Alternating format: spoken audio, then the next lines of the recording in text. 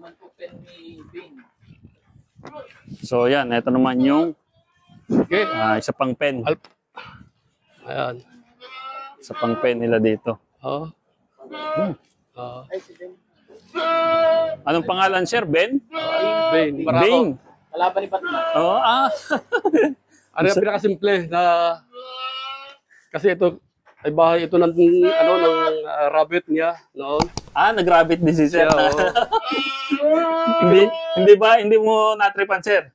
Hindi, sir. Biglang bumaba presyo. Investment rate. Oo. Kinumbert ko para mag-maxya naman yung ano. Oo nga, Ito tama. mababa. Opo. Pero Maliwalas din naman dito, sir. Kasi sa rabbit, sir, high supply, low demand. Dito sa low, high demand, low supply. Nagbagsak yung rabbit, no? Biglang... Dahil ang dami pong nagbibig. Saka mabilis kasi, sir, no? Mabilis po. 1 month lang. Kung ba na Bababa ko po. Hindi na. Ito.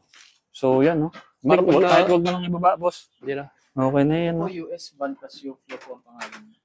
US. Ano to, sir? May mga kasta na o ano? Wala pa ito, sir. Wala pa. Sigurado pa lang ay ito. Okay. Kanino may ano yan, sir? May Bing po. Dito. Oo nga pala. Ari ang Sa mga asawa kanyang, niya. daming asawa nito. si Big mga to.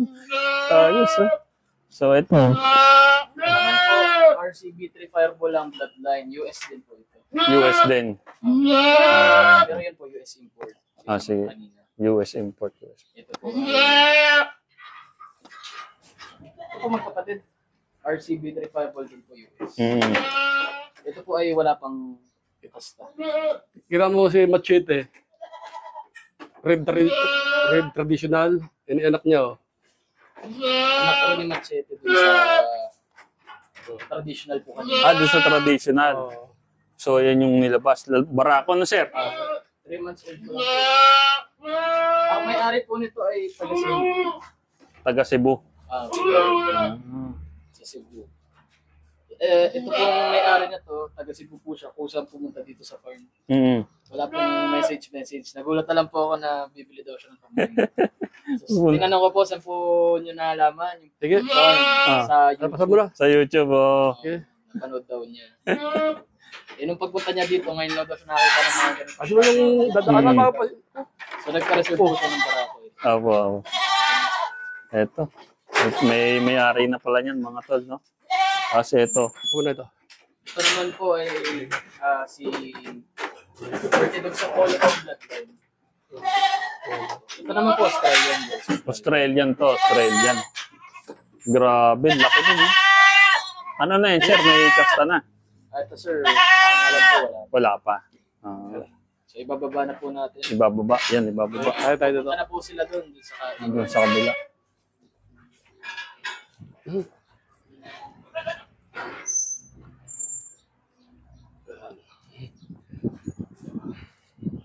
Kaya sir sila, may sariling laruan na exercise. Opo.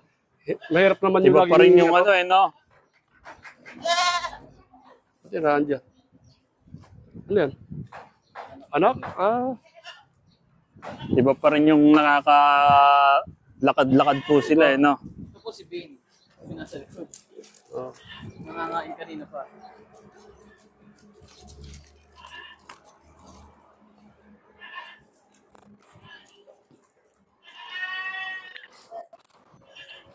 Oo. Ay, sir, sa yung amount, sir. Para magano. Meron po siya doon. Sige. Yan naman po si Bane. Ang barako po dito. Kaso nisprayan po namin ng quick kill eh. Kaya medyo makulay. Pero yan po, ang Tiger Dapple. Tiger Dapple naman.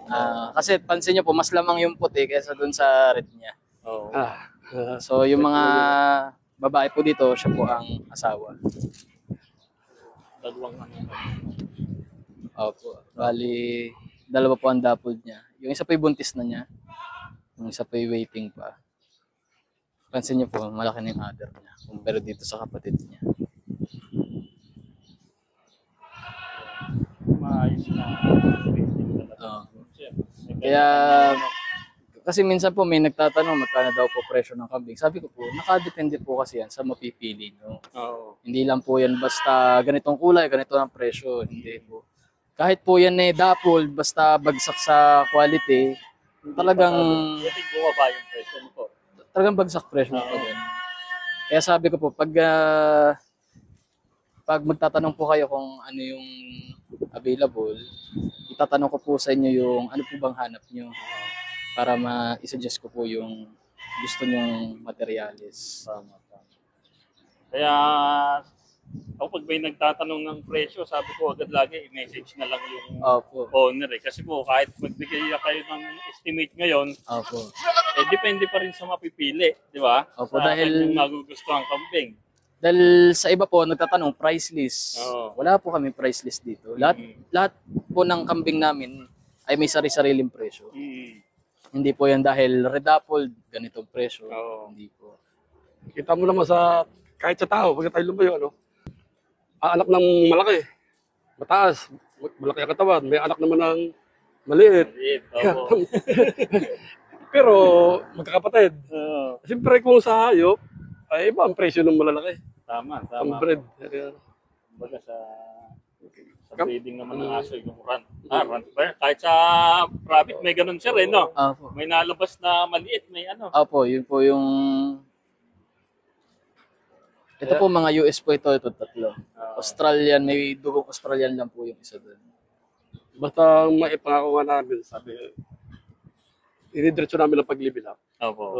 So, sa ngayon, kung ano lang ang nakikita, hindi pagtisan, dahil maunawaan naman nila na kami nagsimula na din ng hindi pa katagalan.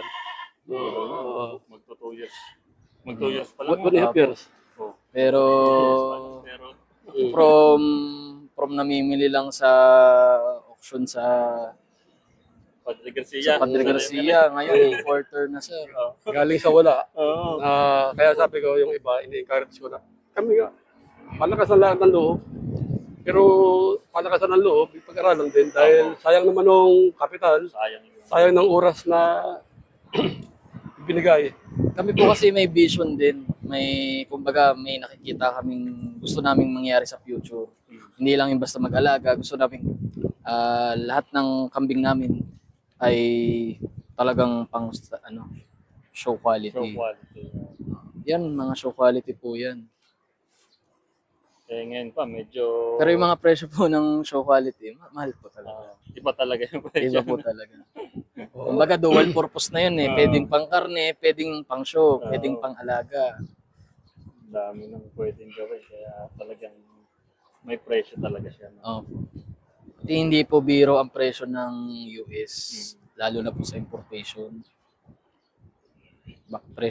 Baka po presyo na ng kambing yung ang importation. Ganun po kalaki. Ganun po kamahal ang importation. Eto sir, kung anuhin mo lang, kung okay lang sa'yo, magkano yung pinakamahal yung nakuhang kambing? Kay daddy. Hindi, Yung nasa US natin. Ayun. hindi ko sasabihin ng direktang Na presyo? Apo. Halimbawa, binili mo sa isang estado, Oo. ililipat mo doon sa estado pa. ng California, na doon ang iyong exporter broker mo doon. Halimbawa, $1,000 per head transport cost doon. Tapos, 60,000 agad. from yun, sir. California, sa Philippines, magkano? Yung travel ka. Iba ang presyo ng transport cost sa aeroplano paparito kung yan ay by bulk. Ibig sabihin na isang kahon na malaki, crate 40 heads, So medyo risk yun. Siyempre, kakasuwagan. Mura-mura yun. Pero pag individual, naka-sariling kennel, Sariling bahay. sariling kennel siya, ay mahal. Magkano yun? Kaya Kung halimbawa ay 55 pesos per kilo, $50. Kumpitin mo yun, magkano yung kambing, ilang ang bigat, anong bigat ng kennel, tapos yung kennel nakapatong sa palita. Gano'n Alam ka kabigat namang ang paleta? alisin mo yung palita, diba? Sinakay mo sa aeroplano. kasama rin yun. Kasama po yun sa binubuhat ng forklift eh. Wala pa yung doon sa bili mo ng kambing, doon sa breeder. Opo. Ay kung bilihin mo, sabihin mo ng 4,000, mga 8,000, ganyan.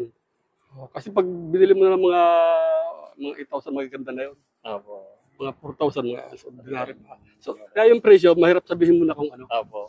Walang problema. Saka, yun nga, siyempre, risky din talaga yung kukuha. Pero yung pinakamahal po naming kambing ngayon, wala pa sa Pilipinas. Wala pa sa Pilipinas. Yun yung abangan natin, mga tol. Natin yung pag dumating yan, makakasya tayo dito. Pero, Kaya nga sabi namin sa iyo noon, kung kayo nag-request na bumisita sa amin dito, sabi, wala pa naman tayong pakikita, hindi para lang tayong mas mabuti sabi ko, pag may dumating na tayo, may kakaiba na. So, at least may update tayo. Buti dumating po yung Siyam. So kung yun naman Ami, pinangako sa inyo, sinunod naman namin. So, kaya maraming salamat sir at kumbaga hindi nyo nakalimutan yung yung matindi mga tol kasi nga medyo help ko nag-request nung kay sir. Mga 5 months ago ata po yun. So nakakatuwa na hindi nila ako nakalimutan na i-message or what. Kasi mahalaga yung kahit hindi mo sa negosyo, yung mahalaga yung ikaw ay kusay makipag-usap. Opo. Sino man kausap mo, sincere ka sa pakikipag-usap. Pag sinabi mong gayon, pag sinabi mong susundin mo. Diba? Ngayon naman, kung ano na tayo, so, ating puntahan yung kabila doon, yung aming yung quarantine house. Saka may kaunting, may tupa. Yun. Sa gitna. Tingnan natin. Bagamat- Saglitin natin.